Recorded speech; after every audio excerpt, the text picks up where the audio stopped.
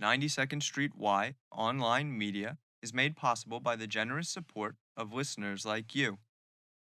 This program, part of the Unterberg Poetry Center's 75 at 75 project, features Grace Paley reading from her work.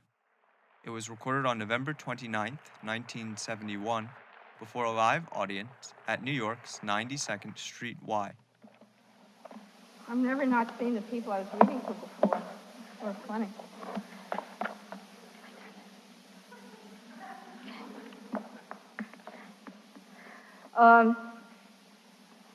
I'm going to read a story from this old book called The Used Boy Razors, which is sort of something like a used introducer, I guess.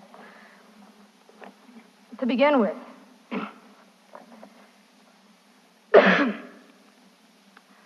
there were two husbands disappointed by eggs.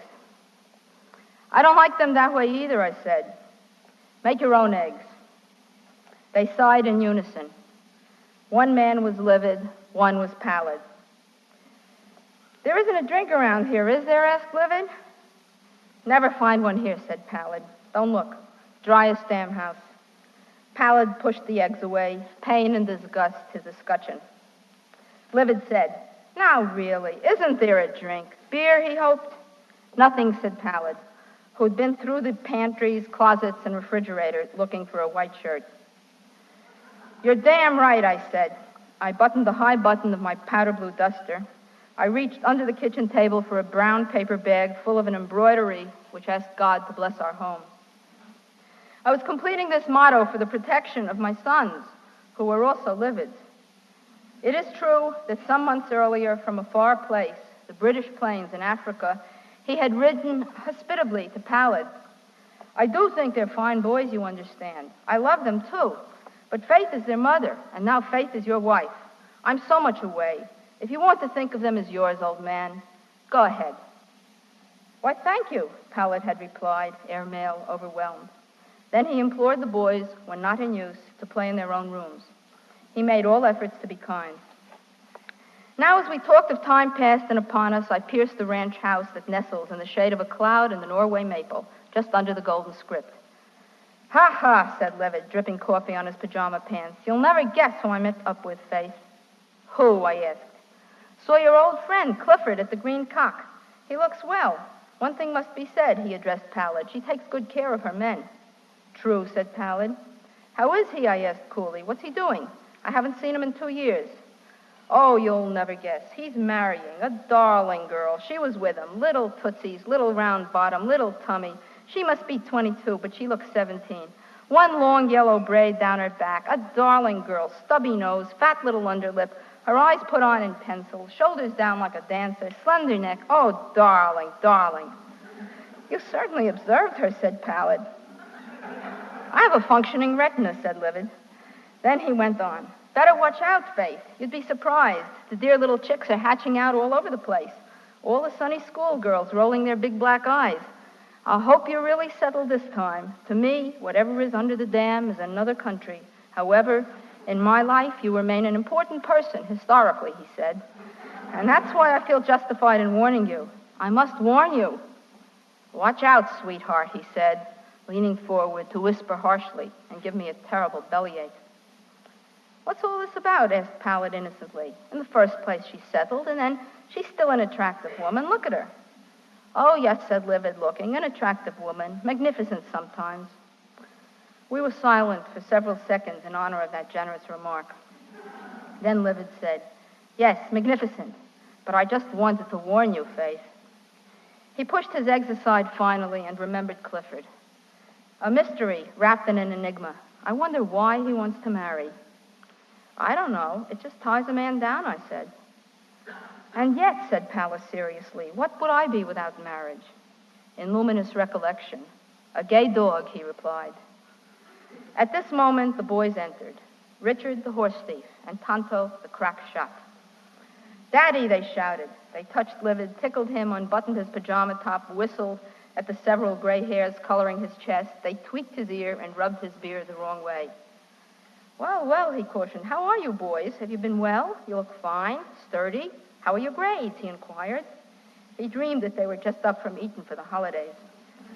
I don't go to school, said Tonto. I go to the park. I'd like to hear the child read, said Livid. Me, I can read, Daddy, said Richard. I have a book with 100 pages. Well, well, said Livid. Get it. I kindled a fresh pot of coffee. I scrubbed cups and harassed Pallet into opening a sticky jar of damson plum jam. Very shortly, what could be read had been, and Livid, knotting the strings of his pants, vigorously approached me at the stove. Faith, he admonished.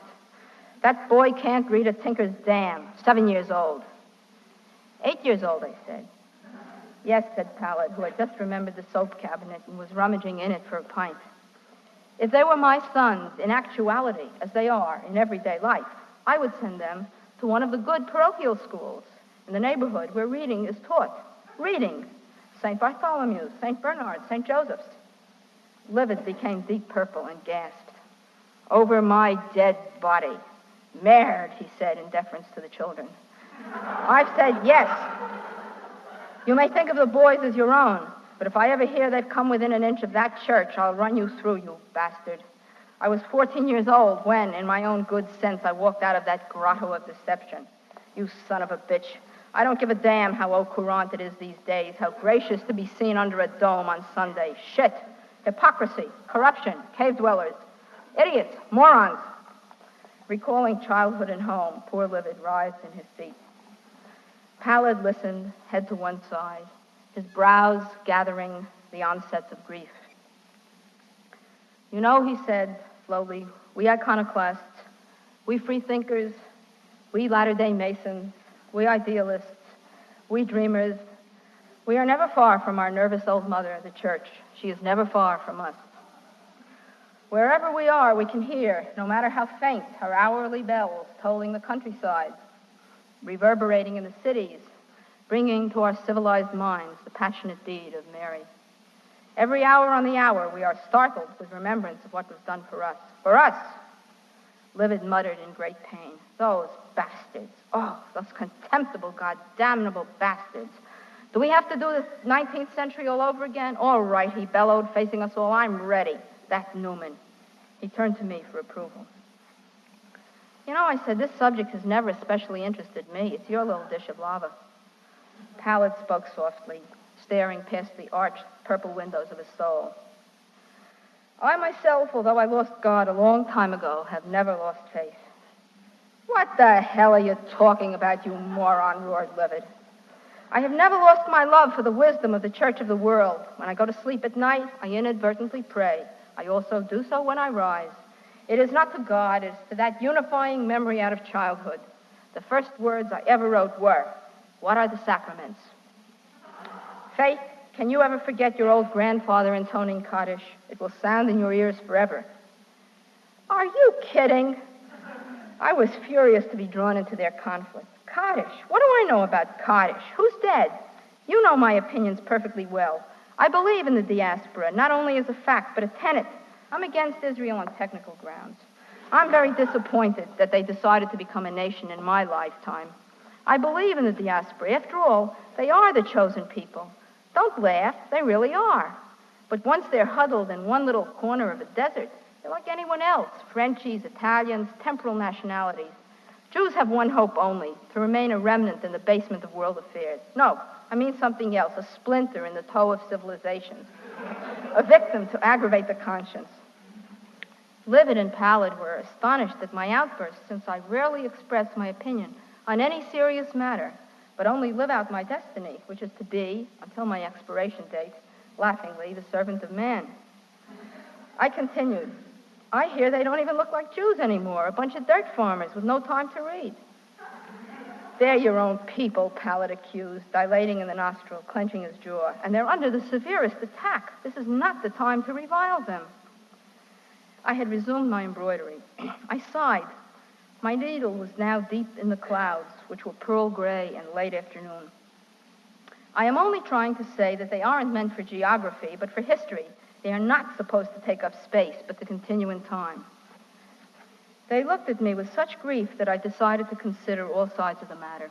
I said, Christ probably had all that trouble, now that you mention it. because he knew he was going to gain the whole world, but he forgot Jerusalem. When you married us, said Pallid, and accused me, didn't you forget Jerusalem? I never forget a thing, I said. Anyway, guess what? I just read somewhere that England is bankrupt. The country is wadded with installment paper. Livid's hand trembled as he offered Pallid a light. Nonsense, he said. That's not true. Nonsense. The great British island is the tight little fist of the punching arm of the Commonwealth. What's true is true, I said, smiling. Well, I said, since no one stirred, do you think you'll ever get to work today, either of you? Oh, my dear. I haven't even seen you and the boys in over a year. It's quite pleasant and cozy here this morning, said Livid. Yes, isn't it, said Pallid, the surprised host. Besides, it's Saturday. How do you find the boys, I asked Livid, the progenitor. American, rowdy, uncontrolled. But you look well, Faith, plumper, but womanly and well. Very well, said Pallid, pleased. But the boys, Faith, shouldn't they be started on something? Just lining up little plastic cowboys. It's silly, really. They're so young, apologized Pallid, the used boy raiser. You'd better go to work, I suggested, nodding the pearl gray late afternoon thread. Please put the dishes in the sink first. Please. I'm sorry about the eggs. Livid yawned, stretched, peeked at the clock, sighed. Saturday or no, alas, my time is not my own. I've got an appointment downtown in about 45 minutes, he said. I do too, said Pallid. I'll join you on the subway. I'm taking a cab, said Livid. I'll split it with you, said Pallid. They left for the bathroom where they shared things nicely. Shaving equipment, washstand, shower, and so forth. I made the beds and put the aluminum cot away. Livid would find the hotel room by nightfall. I did the dishes and organized the greedy day. Dinosaurs in the morning, park in the afternoon, peanut butter in between, and at the end of it all, to reward us for a week of beans endured, a noble rib roast with little onions, dumplings, and pink applesauce. Faith, I'm going now, Livid called from the hall. I put my shopping list aside and went to collect the boys, who were wandering among the rooms looking for Robin Hood. Go say goodbye to your father, I whispered. Which one, they asked. The real father, I said. Richard ran to Livid. They shook hands manfully. Pallid embraced Tonto and was kissed 11 times for his affection. Goodbye now, Faith, said Livid. Call me if you want anything at all, my dear. Warmly, with sweet propriety, he kissed my cheek. Ascendant, Pallid kissed me with considerable business behind the ear. Goodbye, I said to them. I must admit that they were at last clean and neat, rather attractive, shiny men in their 30s, with the grand affairs of the day ahead of them. Dark night, the search for pleasure and oblivion were well ahead. Goodbye, I said. Have a nice day. Goodbye, they said once more, and set off in pride on paths which are not my concern.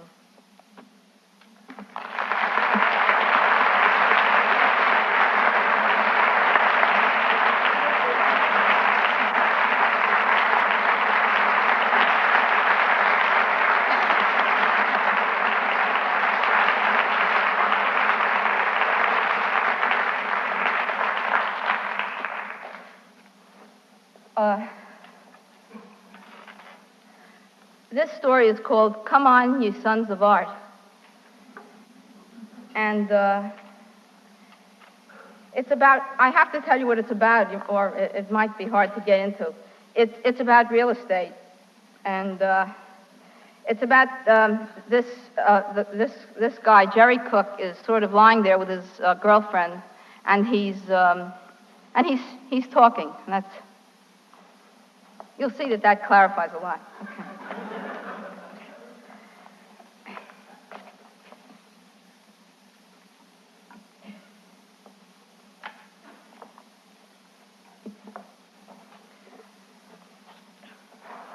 The way Zandakis comes on smiling, says Jerry Cook.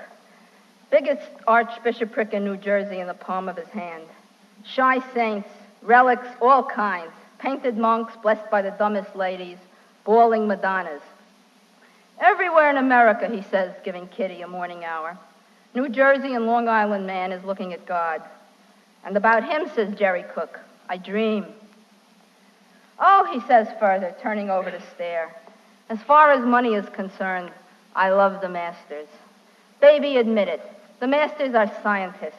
They add and they multiply. After that, they water and they weigh. They're artists. They lay low. They're smiling in a hot bath, and the whole damn East Coast leather goods industry grows up out of the crap in their teeth. They are bulldozers. 2 Jew experts in any regular recession can mash 25 miserable Syrians.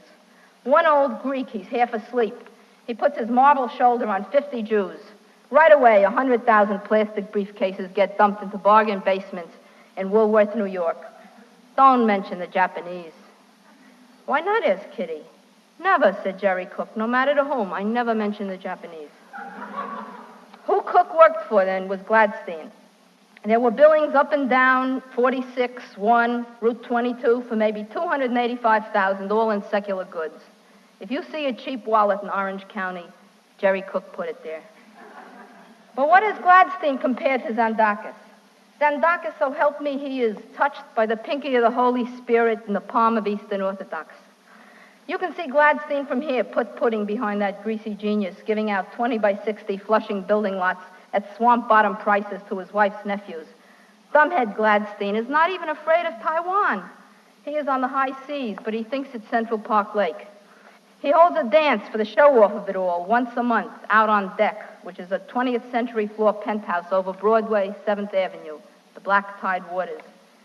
In the war, he turned old maid sweater buttons into golden captain's buttons, and internal security exploded in him to his fingertips, like a dum-dum. And now he includes the switchboard girls in his party, the key punch girls, the dictaphone girls, the groovy bookkeepers. He even includes Jerry Cook, very democratic. Only Karl Marx, the fly in the ointment, knows how come Zandakis turned on Gladstein, just when his in-laws loved him the most and ground him into dry goods. In a minute, 325,000 little zippered real leather ladies' change purses were rammed into the digestion of starving Mrs. Lonesome, the Jersey consumer. Envy of Zandakis and pain about Gladstein made Jerry Cook bitter. Business, he says. You think I'm in business? You think Gladstein is business with his Fulton Street molds and his Florentine bookmarks? You think tobacco pouches is business? He bit his nails. No, but diamonds. Kitty, say it to me. Say diamonds, he said. Okay, diamonds, she said. Well, that's better. That's business. I call that business. I should go right to diamonds, Kitty. It's a fact. Old bags, you slip them the salami nice, they buy anything. That's what I hear everywhere. Don't go into diamonds, said Kitty. Oh, yes, he said, giving the pillow a rabbit punch. I know you, Kitty. You're one of the crowd. You're the kind thinks the world is round. Not like my sister, he said. Not Anna Marie. She knows the real shape. She lived Anna Marie. What did she have when she was a kid? What did my father give her? A little factory to begin with, embroidery, junk. But she's shrewd and crooked, and she understands. My 2 brothers are crooked. Crooked. They have crooked wives. The only one is not crooked, the one who is straight and dumb like you, Kitty. Kitty, he said, dragging her to him for a minute's kiss, is her husband, Anna Marie's. He was always dumb and straight. But they have got him now, all knotted up. You wouldn't unravel him if you started in August. Kitty, with your personality, you should be in some business, only for a year, to buy and sell. It's a gimmick. But they are thieves, baby, my brothers. Oh, listen. They worked for famous builders one time. They're known. Planet Brothers. Millions of dollars. You don't know reality, Kitty. You're not in contact if you don't know what $1 million is. It is 1 and 6 zeros running after. That was the Planet Corner cottages. Every cottage a corner plot. How they did it was short blocks. Every penny they stole from the government. So, what's the government for? The people. Kitty, you're right. And Planet Brothers is people, a very large family. 4 brothers and 3 sisters. They wouldn't touch birth control with a basement beam. Orthodox, constructive fucking. Builders, baby. Meanwhile, my brother Skippy mentions $40,000. Come on. What is $40,000? It's the bank. Go to the bank. They tear up $40,000. They jump up and down on it. They spit on it. They laugh. You want to sink in 1 stick of a foundation, the cost is maybe $12,000. It disappears into the ground, and farewell. But listen, Kitty. Anna Marie is shrewd. She has a head, hollered Jerry Cook, leaping out of bed and rapping his own with his pointing forefinger. Anna Marie, she tells my brothers, why are you working for Planet? Take something, for God's sakes. Take a little at a time. Don't be greedy. Don't be dumb. The world is an oyster. The world is an egg, jackasses. Suck it. It's pure protein. You won't get fat on your heart. You might get psychosomatic, but you won't get fat. Jerry Cook sighed. He fell back into bed exhausted and talked softly against Kitty's soft breast. Take something, Anna Marie said. Sinks, boilers, stoves, washing machines. Lay it up, slowly. Where, my brothers asked, should we lay it up? Where, they asked. It was my brothers. I wasn't there. I'm not in on it, Kitty. I don't know why, he said sadly. I'm crooked, too. Sure you are, said Kitty. You guys make me puke, said Anna Marie. I took care of all that already. She had really done that, taken care of where to stack it. She had gone and bought a warehouse in an auction. Where else do you get one?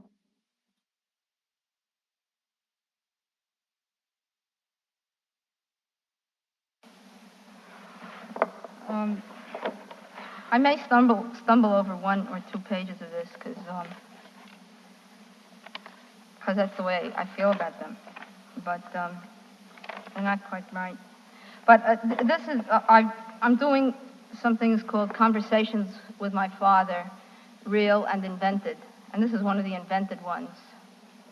The father is real, but nobody else is. A young man said he wanted to go to bed with Alexandra because she had an interesting mind. He was a cab driver, and she had admired the curly back of his head. Still, she was surprised. He said he would pick her up again in about an hour and a half. Because she was fair and the responsible person, she placed between them a barrier of truthful information. She said, I suppose you don't know many middle-aged women. You don't look so middle-aged to me. I mean, everyone likes what they like. That is, I'm interested in your point of view, your way of life. Anyway, he said, peering into the mirror, your face is nice and your eyebrows are out of sight. Make it 2 hours, she said. I'm visiting my father, whom I happen to love. I love mine too, he said. He just doesn't love me. Too bad. She said, okay, that's enough, because they had already had the following factual and introductory conversation as they traveled. How old are your kids? I have none. Sorry. Then what do you do for a living? Children, teenage, adoptions, foster homes, probations, troubles. Where'd you go to school? City colleges. What about you? Oh, me. Lots of places. Antioch, Wisconsin, California. I might go back someday. Someplace else, though. Maybe Harvard. Why not? He leaned on his horn to move a 16-wheel trailer truck delivering Kleenex to the A&P. I wish you'd stop that, she said. I hate that kind of driving. Why? Oh, you're an idealist. He looked through his rearview mirror, straight into her eyes. But were you married, ever? Once, for years. Who to? It's hard to describe. A revolutionist. Really? Could I know him? What's his name? We say revolutionary nowadays. She didn't answer. By the way, my name's Dennis. I probably like you, he said. You do you? Well, why should you? And let me ask you something. What do you mean by nowadays? By the birdseed of St. Francis, he said, taking a tiny brogue to the tip of his tongue. I meant no harm. Nowadays, she said. What does that mean? I guess you think you're kind of brand new. You're not so brand new. The telephone was brand new. The airplane was brand new. You've been seen on Earth before. Wow, he said. He stopped the cab just short of the hospital entrance. He turned to look at her and make decisions. But you're right, he said sweetly. You know, the mind is an astonishing, long-living, erotic thing. Is it, she asked. Then she wondered, what is the life expectancy of the mind? 2. 80 years, said her father, glad to be useful. Once he had explained electrical storms before you could find the book of knowledge. Now, in the cave of old age, he continued to amass wonderful information. But he was sick with oldness. Conversation about his obsolescent tubing often displaced more interesting subjects. One day he said, Alexandra, Don't show me the sunset again. I'm not interested anymore. You know that. She had just pointed to a simple sunset happening outside his hospital window. It was a red ball, all alone, without its evening streaking clouds, a red ball falling hopelessly west, just missing the Hudson River, Jersey City, Chicago, the Great Plains, the Golden Gate, falling, falling. Then in Russian he sighed some Pushkin. Not for me the spring, nie для меня. He slept. She read the large print edition of the Guns of August. A half hour later, he opened his eyes and told her how, in that morning's Times, the Phoenicians had sailed to Brazil in about 500 B.C. A remarkable people. The Vikings, too, were remarkable. He spoke well of the Chinese, the Jews, the Greeks, the Indians, all the old commercial people. Actually, he had never knocked an entire nation. International generosity had been started in him during the late 19th century by his young mother and father, candle holders inside the dark tyranny of the czars. It was childhood training, and he passed it rigorously on.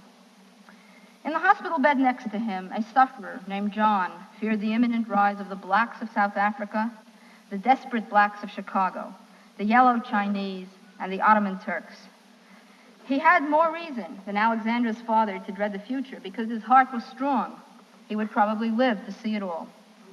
He believed the Turks, when they came, would bring to New York City diseases like cholera, virulent scarlet fever, and particularly leprosy. Leprosy! For God's sake, said Alexandra. John, upset yourself with reality for once. She read aloud from the Times about the bomb-burned leprous colonies in North Vietnam. Her father said, Please, Alexandra, today no propaganda. Why do you constantly pick on the United States? He told her about the first time he'd seen the American flag on Wild Ellis Island. Under its protection and working like a horse, he'd read Dickens, gone to medical school, and shot like a surface-to-air missile right into the middle class. Then he said, But they shouldn't put a flag in the middle of the chocolate pudding. It's ridiculous. It's Memorial Day, said the nurse's aide, removing his tray.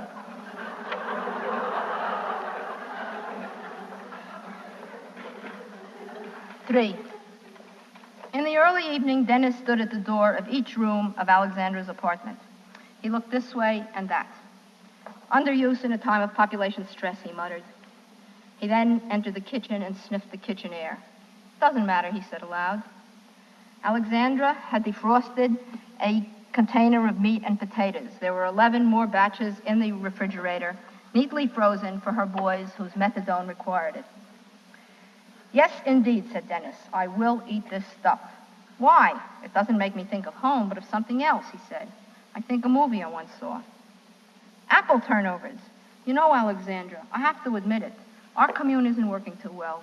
Probably because it's in Brooklyn and the food co-op isn't together. But it's cool, they've accepted the criticism. You have lots of junk in here, he pointed out after dinner, wandering among the rooms.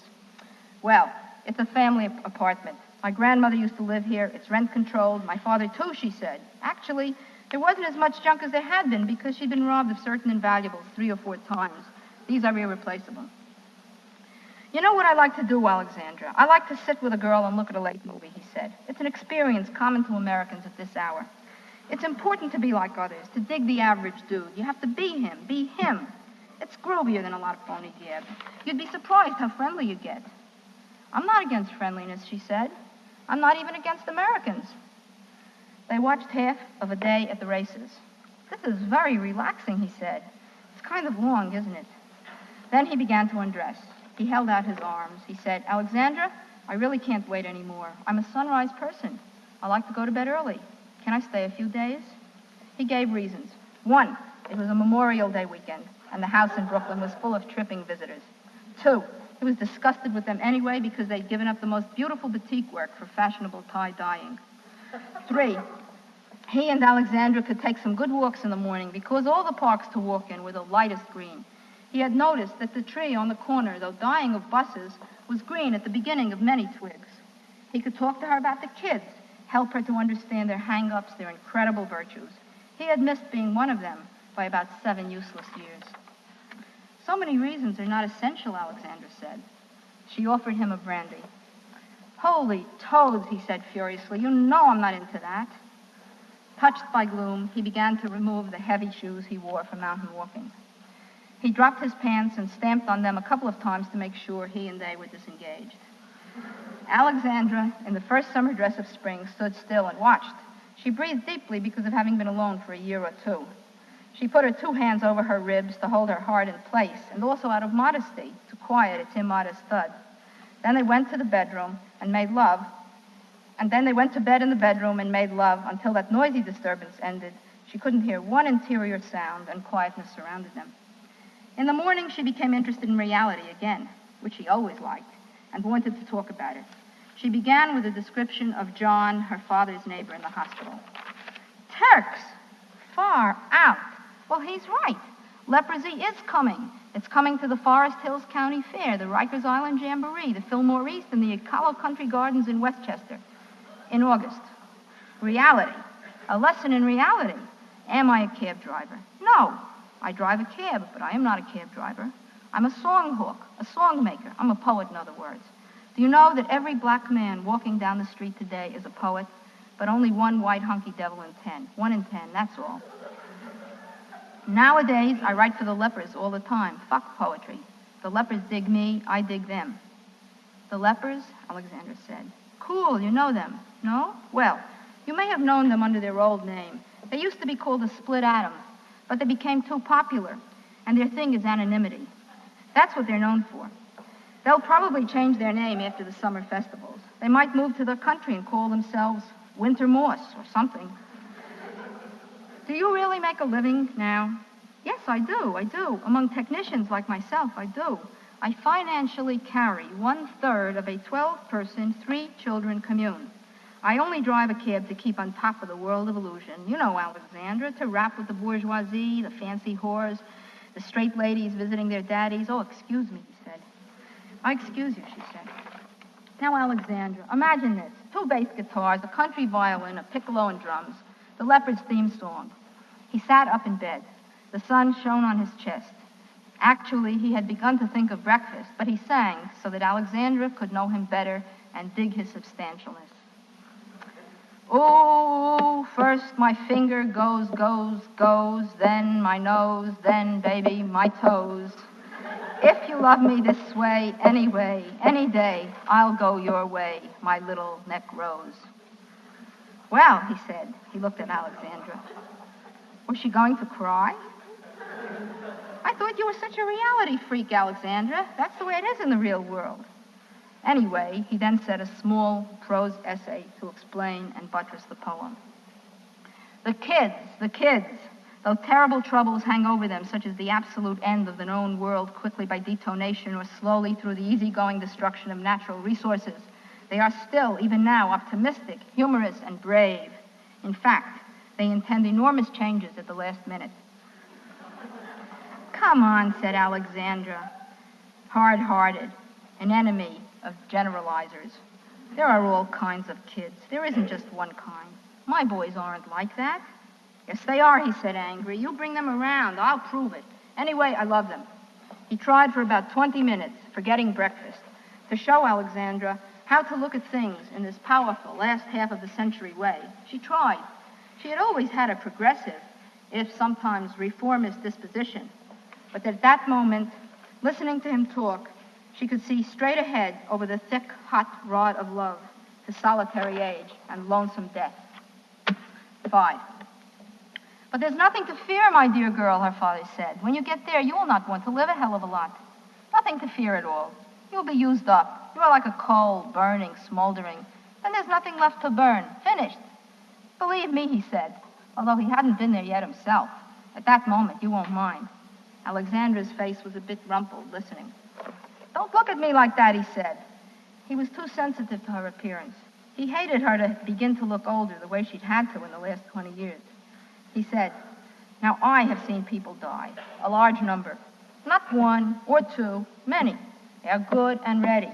Pain, despair, unconsciousness, nightmares, perfectly good comas wrecked by nightmares. They are ready. You will be too. Don't worry so much. Ho, ho, ho, said John in the next bed, listening through the curtains. Doc, I am not ready. I feel terrible. I got lousy nightmares. I don't sleep a wink, but I am not ready. I can't piss without this tube. Lonesomeness, boy. Did you ever see one of my kids visiting? No. Still, I am not ready. Notready. He spelled it out, looking at the ceiling or through it, to the roof garden for incurables, and from there to God. 6. The next morning, Dennis said, myself, me, I would rather die than go to the hospital. For God's sakes, why?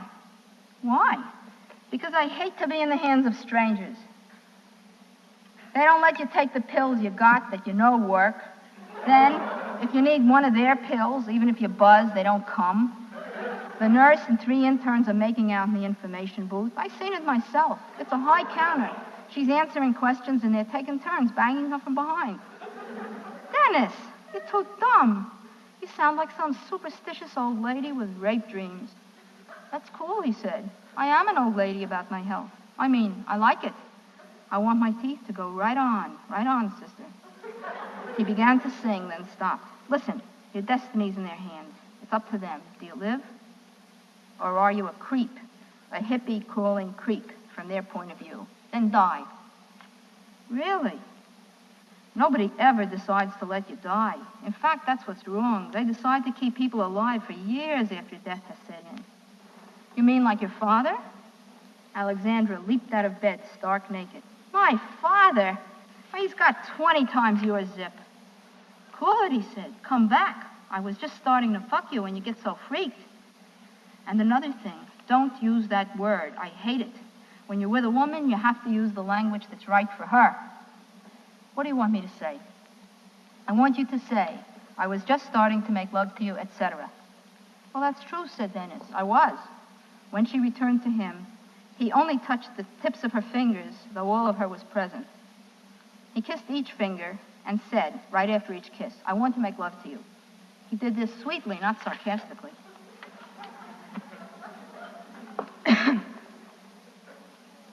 Dennis, Alexandra said in an embarrassment of recognition, you look like one of my placements. In fact, you look like a kid, Billy Platoon. His real name is Platon, but he calls himself Platoon so he can go to Vietnam and get killed like his stepbrother. He's a dreamy boy. Alexandra, you talk a lot. Now hush, no politics. Alexandra continued for a sentence or two.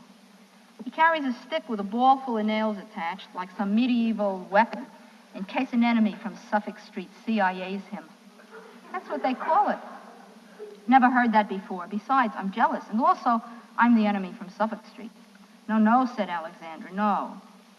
Then she noticed in her mother's bedroom bureau mirror across the room a small piece of her naked self. She said, ugh. There, said Dennis lovingly, caressing what he thought she'd looked at, a couple of rippled inches between her breast and belly.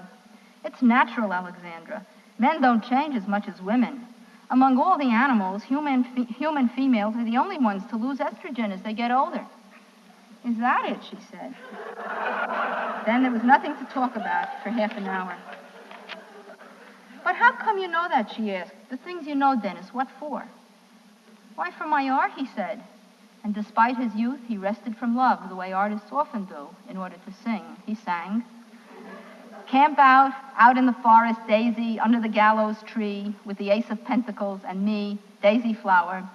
What of the earth's ecology? You're driving too fast, Daisy. You're driving alone. Hey, Daisy, cut the ignition. Let the oil back in the stone. Oh, I like that one. I admire it, Alexandra said. But, in fact, is ecology a good word for a song? It's technical. Any word is good. It's the big word today anyway, said Dennis. It's what you do with the word, the language and the idea. They work it out together. Really? Where'd you get most of your ideas? I don't know if I want to eat or sleep, he said. I think I just want to nuzzle your titty. Talk. Most. Well, I would say the majority are from the Scientific American. During breakfast, language remained on his mind. Because of this, he was silent. After the pancakes, he said, actually, Alexandra, I can use any words I want, and I have. I proved it last week in a conversation just like this one. I asked these blue-eyed cats to give me a dictionary. I just flipped the pages and jabbed, and the word I hit was ophidious. No one could believe it, honestly. Some word, huh? Ophidious. But I did it. because the word does the dreaming for you. The word. He sang then to a kind of jazzed-up bouncy on top of Old Smoky. The Ophidius Garden was invented by Freud, where 3 ladies murdered, oh, 3 ladies murdered the pricks of the birds. The cobra is buried, the rattlesnake writhed, in the black snaky garden, the blue snaky garden, the hairs of my wives. More coffee, please, he said, with pride and modesty. It's better than most of your songs, Alexandra said. It's not a song, I guess it's a poem. I think it's better than the songs. No, it is not. It is not better. It is not. Goddamn fuck. It is not. Oh, excuse me for losing my cool like that. Forget it, Sonny, Alexandra said respectfully. I only meant I liked it, but I know I'm too frank from living alone so much, I think. Anyway, how come you always think about wives, mothers? Because that's me, said peaceful Dennis. Haven't you noticed it yet? That's my bag. I'm a motherfucker. Oh, she said, I see.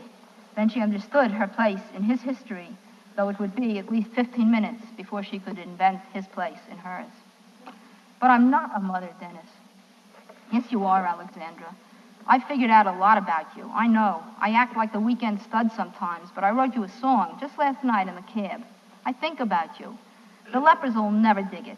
They don't know too much about life. They're still baby bees trying to make it to the next flower. But some old-timer will tape it, some sore dude who's been out of it for a couple of years who wants to grow. He'll smell it. Oh, I know something about you, baby, that's sad. Don't be mad, baby, that you will never have children at rest at that beautiful breast, my love. But see, everywhere you go, children follow you, for more, many more, are the children of your life than the children of the married wife. That's out of the Bible, he said. 7.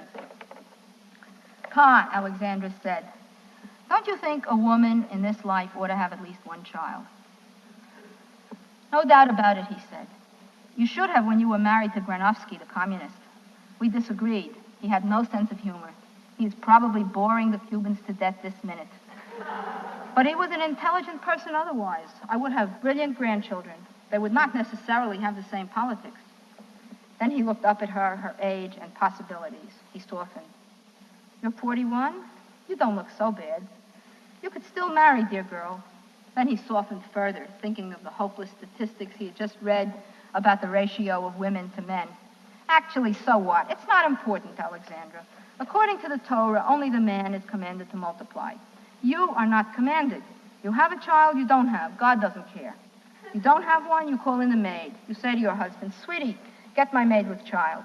Okay, well, your husband has anyway been fooling around with the maid for a couple of years, but now it's a respectable business. Good. You don't have to go through the whole thing. 9 months, complications, maybe a cesarean. No. Pronto. A child for the Lord. Hosanna. Pa, she said, several weeks later, but what if I did have a baby? Don't be a fool, he said. Then he gave her a terrible, long medical look. He said, why do you ask this question? He then became red in the face, which had never happened. He took hold of his chest with his right hand, the hospital buzzer with the left. First he said, I want the nurse. Now. Then he ordered Alexandra, marry. Dennis said, I don't know how I got into this shit. It's not right. But because of your habits and culture are different, I will compromise.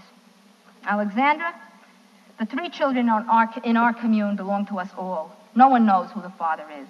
It's far out. I swear it's beautiful. One of them might be mine, but she doesn't have any distinguishing marks. Why don't you come and live with us, and we'll all raise that kid up to be a decent human and humane being in this world. We need a slightly older person. We really do, with a historic sense. We lack that. Thank you, Alexandra replied. No. Her father said, explain it to me, please. For what purpose did you act out this nonsense? For love at your age? Money? Some conniver flattered you? You probably made him supper? Some starving ne'er-do-well probably wanted a few meals and said, why not? This middle-aged fool is an easy mark. She'll give me pot roast at night and bacon and eggs in the morning. No, Pa, no, Alexandra said. Please, you'll get sicker. John in the next bed, dying with a strong heart, wrote a little note. Doc, you're crazy. Don't leave enemies. That girl is loyal. She hasn't missed a Tuesday, Thursday, or Saturday. Did you ever see one of my kids visit? Something else. I feel worse and worse, but I'm still not ready. I want to tell you one more thing, her father said. You are going to embitter my last days and ruin my life. After that, Alexandra hoped every day for her father's death so that she could have a child without ruining his interesting life at the very end, when ruin is absolutely retroactive. Finally, against his principles, Dennis said, then let me at least share this pad with you. It'll be to your advantage. No, Alexandra said. Please, Dennis, I've got to go to work early. I'm sleepy. I dig. I've been a joke to you. You've used me in a bad way. That's not cool. That smells under heaven. No, Alexandra said. Please, shut up, she said. Anyway, how do you know you're the father? Then Dennis said, who else would be? Alexandra smiled, bit her lip to the edge of blood to show pain, to politely show pain. I know exactly what I'm going to do. Dennis then said, in that case, this is it. I'm splitting. This is what Alexandra did. First, she thought about her work, its continuity. She considered the best methods for development and enrichment. She had some strong thoughts against sociology and strong plans for specific realities. 3 girls among her clients were delinquent by way of pregnancy. She invited them to live with her in her grandmother's big rent-controlled apartment. Before this invitation, she had said to them about 12 times, listen to me, girls. Please listen. If you don't want to do it, just say to the bum, get off me, Buster. Or at least, please take this pill. They would then put into her eyes the icy face they'd give any tight-cunted, stingy-fleshed old maid. This time, she explained to them. She said, listen, I'm pregnant too. I'm not going to get married. They loved her at once and moved in within 2 weeks. They gave her lots of good advice about men. She ensured their health and her own and established a precedent in social work which would not be followed or even mentioned in state journals for about 5 years. Through this outlet, time ran, though once it had been round and rippling like a lake. The baby was born and named Dennis for his father. Of course, his last name was Granovsky because of her husband, Granovsky, the communist. The lepers, who had changed their name to the edible Amanita, had taped the following song in his tiny honor. It was called Who? I. The lyrics are simple. They are. Who is the father? Who is the father? Who is the father? I am the father. I am the father. I am the father. The solo was sometimes sung by Dennis himself. He accepted ownership of the lyrics. The results were not unexpected. After a 38-hour marathon encounter at his commune, he was asked to leave. The next afternoon, he moved into a better brownstone about 4 blocks away, where occasional fatherhood was expected, if not encouraged. On the baby's third birthday, Dennis and the inedible Amanita produced a folk rock album because that was the new sound and exciting. It was called For Our Son. Tuned-in listeners could hear how taps played by the piccolo about 40 times a verse flitted in and out of the long, dark drum rolls, the ordinary banjo chords, and the fiddle tune, which was something but not exactly like Lullaby and Goodnight. Will you come to see me, Jack, when I'm old and very shaky? Yes, I will, for you're my dad, and you've lost your last old lady, though you traveled very far to the highlands and the badlands and ripped off the family car.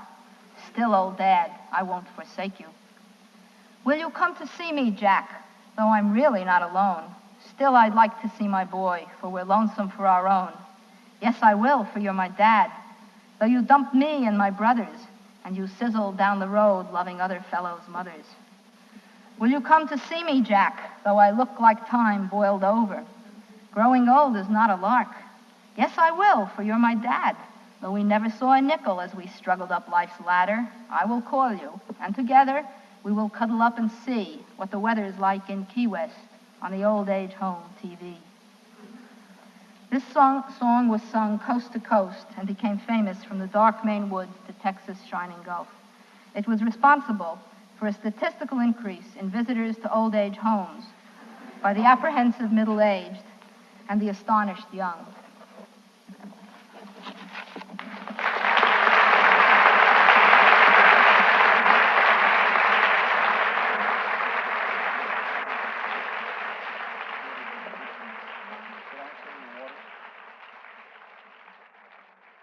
Thanks for listening. 92nd Street Y Unterberg Poetry Center webcasts and access to our archive are made possible by the generous support of listeners like you. For more information on 92nd Street Y and all our programs, please visit us on the web at 92y.org. This program is copyright 1971 by 92nd Street Y.